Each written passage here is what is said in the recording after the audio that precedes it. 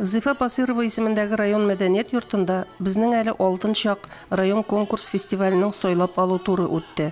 Конкурс фестивальдә хатын-кызлар 55 яшьтән, ир-атлар 60 яшьтән, аерым һәм коллектив номерларда төрле жанрларда чыгыш ясады. Абый-апалар җыр биюдә, нәфис сүздә, музыка инструментларында уйнауда сәләтләрен сынады. Без Байгавылнан шушы концертта катнашырга дип килдек, өлкәннәрдән торган концертка. Үзе без белән алып килдек, сагынганда дигән җырны дуэт алып килдек. Монда катнашкан кешеләргә җиңү телим, уңышлар телим барсына. Өлкәннәр бик матур номерлар әзерләп килгән иде. Катнашучылар күп булды диләр чараны оештыручылар.